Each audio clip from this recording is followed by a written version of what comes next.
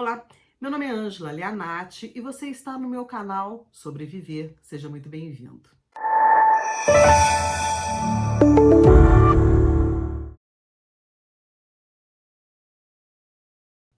No vídeo de hoje eu vou dizer como acontece as questões de compulsão por compras.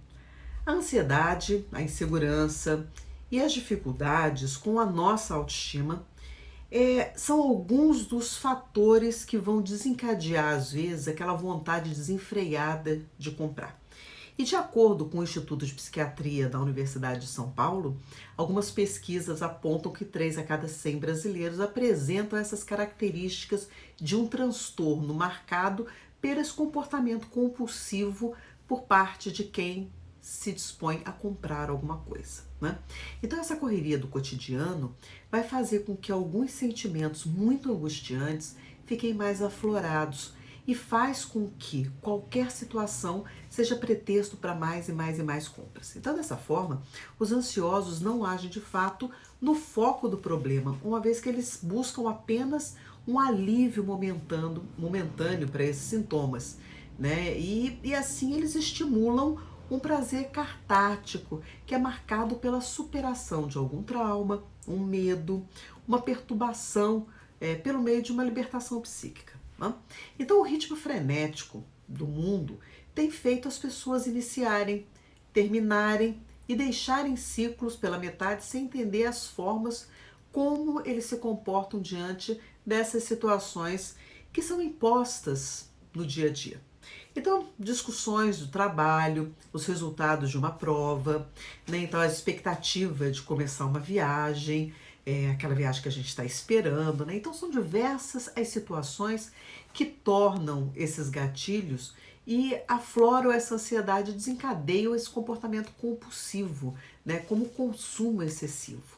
Então, apesar de ter sucesso no objetivo inicial, que era aliviar a tensão, e é uma forma de conduta que pode trazer muitos prejuízos e também é muito ineficiente. Então, diante dos transtornos gerados pelos hábitos de compulsão, a pessoa se sente infeliz e o mal-estar decorre devido à repetição desse comportamento em que estava tentando evitar, né? Isso acaba resultando em mais tensão e pode criar um círculo vicioso. Então é muito importante entender que as sensações de prazer e bem-estar que são gerados no ato da compra podem até abrandar esses sintomas provindos da ansiedade, mas é uma medida paliativa, né?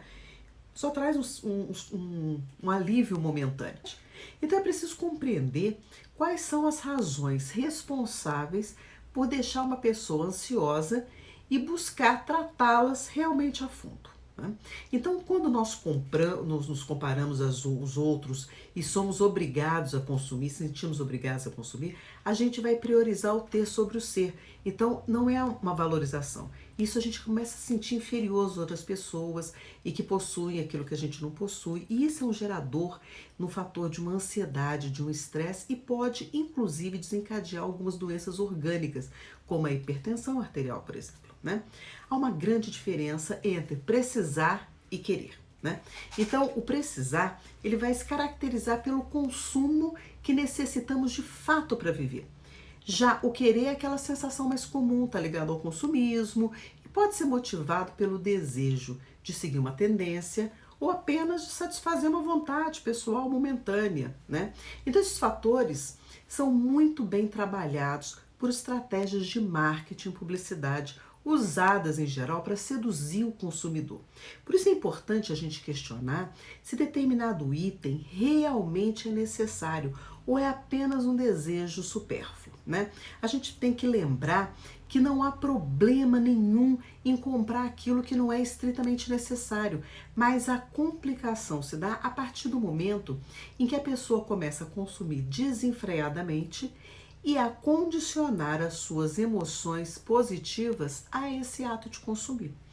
Então, quando esse comportamento compulsivo se impõe, fica muito difícil frear o impulso correlacionando com a obtenção daquele prazer imediato logo após a compra.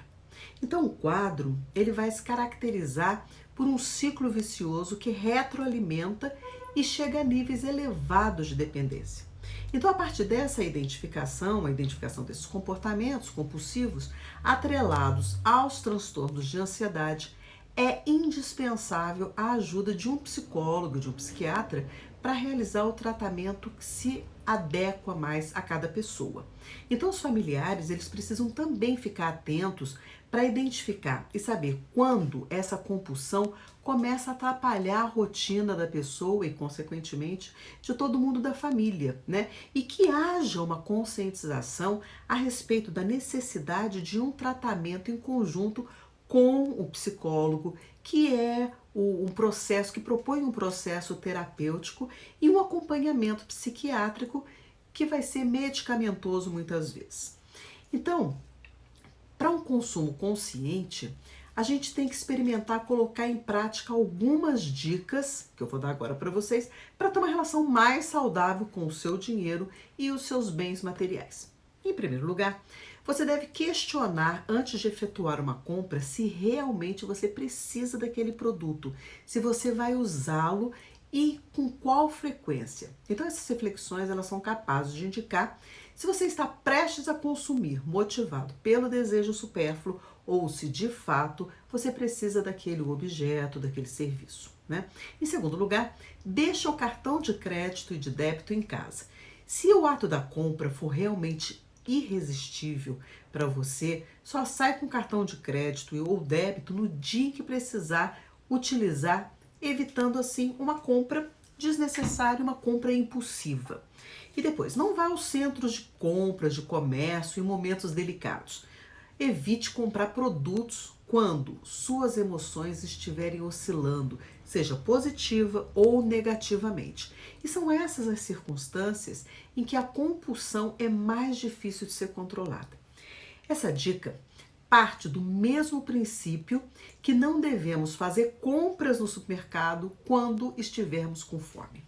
Então, se você conseguiu identificar que as suas emoções oscilam e isso faz com que você consuma de forma desenfreada, supérfluo, coisas que você não precisa e não só o necessário, e se arrolando em dívidas e depois tendo dificuldade para pagar, porque isso também vai gerar uma situação de grande estresse, eu espero que esse vídeo tenha ajudado você tanto a identificar se esse comportamento faz parte da sua vida, quanto identificar se esse comportamento faz parte da vida de algum familiar, para que você possa ajudá-lo de uma forma eficiente. Então, por hoje é só. Muito obrigada, até a próxima. Tchau!